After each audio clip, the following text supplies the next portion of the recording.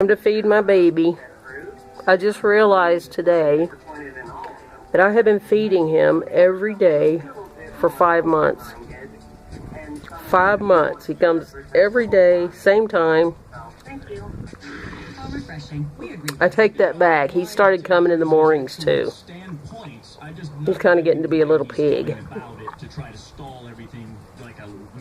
But it's nice to see him every day, and he's getting so big.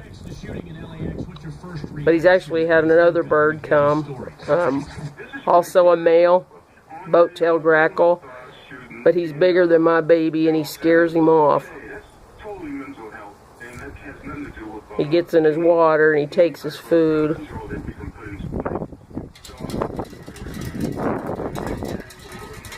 Oh, there's a soda can rolling.